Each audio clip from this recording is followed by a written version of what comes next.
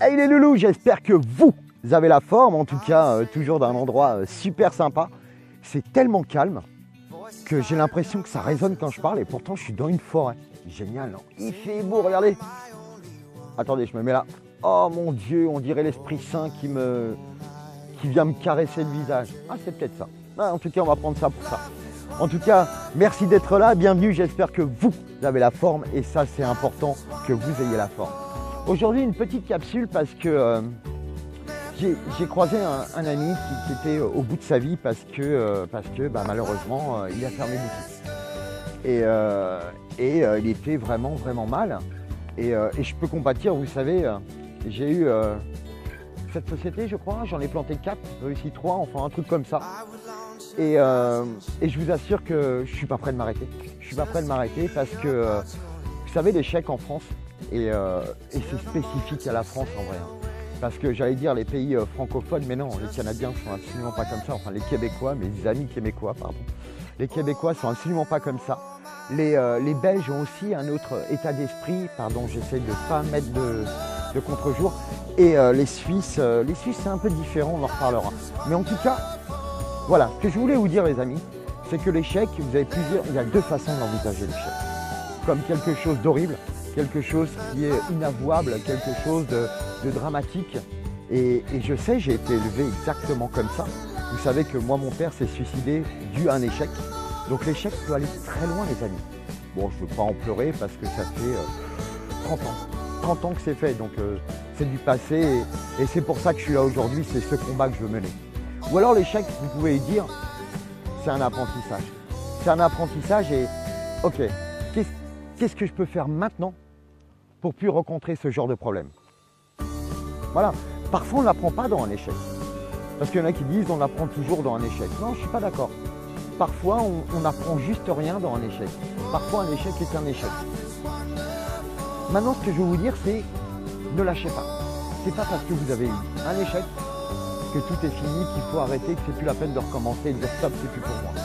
Vous savez, si vous avez des grandes ambitions dans la vie, si vous rêvez d'avoir des belles choses dans la vie, si vous rêvez d'avoir une belle maison, une belle voiture, de vous payer des fucking de vacances, si vous voulez vous éclater, déjà, pour commencer, je connais aucun millionnaire qui a un CDI. Donc à partir de là, c'est à vous de faire vos choix. Vous pouvez décider de dire ok non moi je veux être salarié et puis voilà j'aurai mes 5 semaines de vacances, j'aurai mon petit appartement parce que quand on vit seul en tant que fleuriste on émarge, allez 2000 € c'est déjà un très bon salaire en tant que fleuriste, donc voilà on émarge à 2000 €, vous voulez avoir quoi avec 2000 balles par mois quand vous êtes seul hein? Quand vous êtes seul avec 2 ou 3 ou 4 enfants vous faites quoi?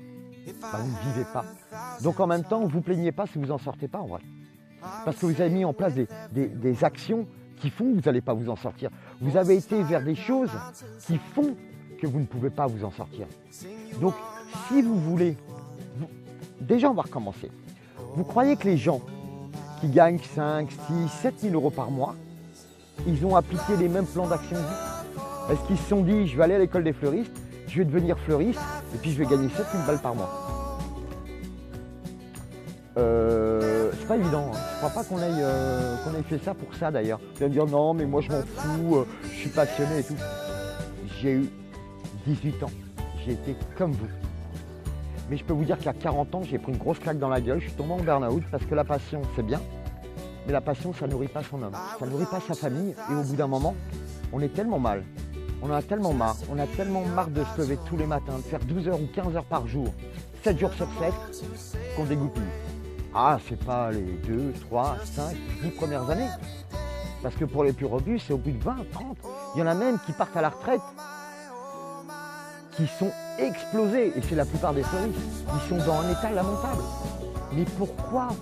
Pourquoi? Vous n'êtes pas obligé. Moi, je peux vous dire que si vous voulez gagner votre vie correctement, vous pouvez le faire en tant que fleuriste. Mais pas comme on le pratique maintenant. C'est pas derrière le comptoir, comme ça, dans un petit magasin, tranquille. J'en vois combien de magasins qui périclitent. Et même des gros magasins. Moi, j'en ai eu des gros magasins à 8, 9 ou 10 salariés. Vous croyez que c'est quoi? C'est encore pire. Les soucis, ils sont 10. Un salarié, une problématique de soucis. 10 salariés, 10 problématiques de soucis. Donc, imaginez. Donc, il faut quand même avoir les reins solides. Mais le résultat, Ah, vous gagnez un peu mieux votre vie. Mais vu ce que ça vous coûte derrière, en énergie, en temps, en sacrifice, waouh, je vous demande de bien réfléchir. Mais par contre, il y a d'autres stratégies à mettre en place. Moi, c'est ce que je mets en place parce que c'est ce que j'apprends à mes clients. Vous savez, j'ai été entrepreneur, j'ai été commerçant, j'ai été artisan. Mes parents étaient commerçants sur marché à Paris. Mes grands-parents étaient également commerçants sur marché à Paris. Ils ne vendaient pas des fleurs, ils vendaient du poisson. Donc au bout d'un moment, qu'est-ce que je peux, moi, vous conseiller comme stratégie? Eh ouais, c'est pas les stratégies que j'ai apprises avec mes grands-parents ou avec mes parents, ou même que moi j'ai appris toute seule sur le tas. C'est des stratégies que j'ai été chercher. J'ai été chercher chez les meilleurs marketeurs, chez les meilleurs infopreneurs, chez les meilleurs dans ce domaine, que ça soit du Bill Gates, que ça soit chez Apple, que ça soit chez Tesla, n'importe qui. N'importe qui, j'ai été voir comment ça se fait que eux, ils y arrivent. Comment ça se fait que leurs produits cartonnent. Comment je peux faire pour modéliser ce qu'ils font. Bah, j'ai été me former, je suis retourné à l'école, j'ai passé un master en neurosciences, j'ai pas fini, je suis en master en motivation neuroscientifique. Donc maintenant, les amis, c'est ce que je vous apprends à chaque fois. Et les gens qui sont dans ma formation le savent. Le prix à payer, c'est l'apprentissage. Et surtout, c'est d'avoir un vrai projet, une vraie ambition. Parce que comme dit le proverbe chinois, la crevette qui s'endort pendant la marée risque de se faire emporter. Bon, enfin, ça, c'est un proverbe à la con. Mais en vrai, si tu vises le lampadaire, mec, tu risques d'atterrir dans le caniveau. Vise les étoiles, tu peux arriver dans la lune. En tout cas, c'est ce que je voulais vous dire, les amis. Si vous pensez que vous ne pouvez gagner au mieux que 2000 balles, c'est ce que vous aurez dans votre vie. Maintenant, mettez en place des stratégies pour gagner beaucoup plus.